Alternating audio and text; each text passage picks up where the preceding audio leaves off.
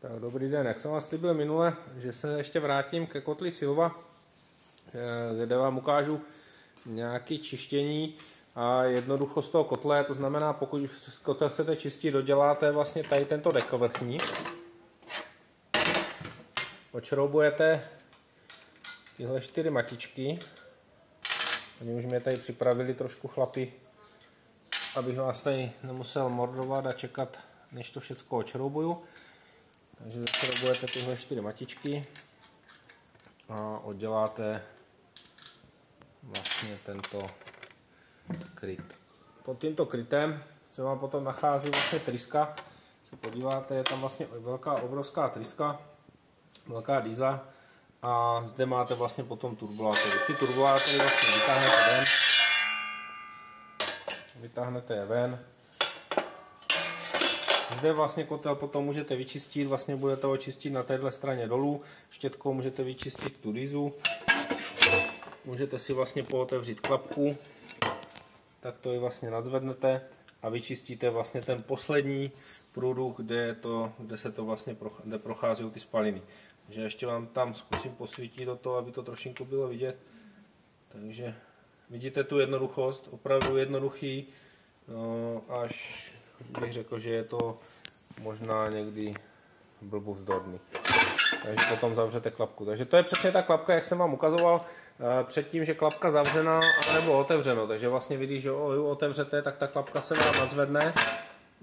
Ty spaliny jdou vlastně tou dýzou tady nahoru, otevřete a jdou do komína. Zkrátíte si vlastně ten tah toho komína nebo té spalinové cesty a jakmile si ohřejete komín, tak pak vlastně už máte vlastně připraveno na to, abyste klapku zavřel. Tím vlastně ty spaliny půjdou dolů a zase nahoru. Jo, takže vlastně ta účinnost se vám zvýší.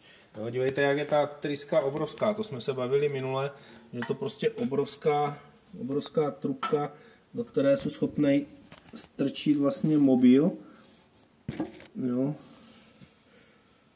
A je vlastně jednoduchá. Když byste tam něco chtěli měnit, tak jde vlastně všechny tady ty prvky se dají vlastně vyskládat. To znamená, že tenhle prvé chytnu, vytáhnu ten druhý, vyskládám to. Jo? A když potřebuji vyměnit některý díl, tak prostě tu trysku celou vyhodím. Nic složitýho, zase jenom jednoduchý. Takže to je všecko k tomu čištění. Vy jste to vyčistili tady z vrchu, no a pak jsme se bavili tady o těch otvorech na boku. To znamená, že pak povolíte tyhle šroubky, jo? Nebo z druhé strany je máte a dostanete se vlastně tady do té spodní části. Nebudete tady hrabat na ten popel vyhrabávat, jo, ale prostě z toho boku otevřete zase 2 šroubíky, tam to vysajete, to, co jste si tam dal. Takže pak už jediný, co je opravdu zase naskládat zpátky všechny ty věci tak, jak tak jsou, to znamená, že jediný, co tam budete, jsou turbulátory. Jo, viděl jsem, že to někdo už tam nedává, je to věc jeho, sníží si tu účinnost toho kotle. Takže vlastně vložíte ty turbulátory, tady máte izolační desku, to vám ještě ukážu, vlastně na té plotně není žádná vata, ale zde je vlastně izolace, kde vlastně, aby ten kotel nehřál a vlastně byl teplej, jenom tam nemá být. Takže tohle vlastně zaděláte, našroubujete zase jenom matičky, já to nebudu šroubovat. A to si představte, že já už to tady natáčím nějaký 4 minuty a to si tady ještě s vámi vykládám, ukazuju vám tady ještě další věci a zase to vezmu, takhle to prostě zadělám. Zadělám to prostě a mám hotovo, zašroubuju tady ty 2 dírky. Takže celá práce, co vás bude čekat na tom čištění toho kotle, pokud fungujete se suchým palivem, tak je to opravdu 10, maximálně 15 minut, když to bude v nějakým místě, že to budete mít ve sklepě někde strčený dole. Jo, takže to je všecko k tomu čištění toho vlastně kotlíku, co máme, tu Silvu.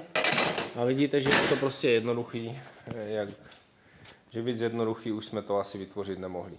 Takže já vám děkuju zase za pozornost a příště si myslím, že se sejdeme na nějakým jiným kotlík. K té Silvě už jsme si toho řekli celkem dost. Klapka, otvírání, zavírání bez elektriky, účinnost, výhody pravá, levá, dvířka a tak dále. Takže Já si tady nachystám na příště zase nějaký jiný kotlík. Myslím, že se po příště budeme věnovat laře, tady tomu kotlu, co je speciálně na dřevo, zase vysoký, dlouhý, ale uvidíte, že přece jenom má taky svoje výhody a možná se bude líbit ten kotel vám třeba příště tady tento.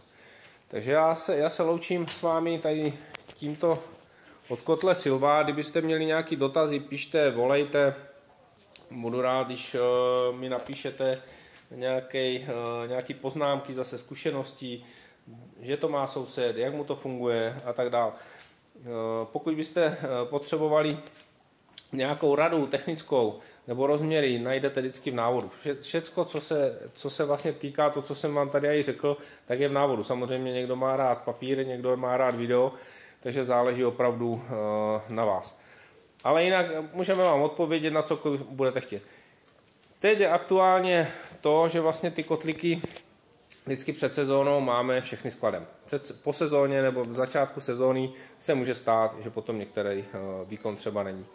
Takže děkuji moc, mějte se pěkně a uvidíme se u nějakého jiného našeho kotle a těším se na vás.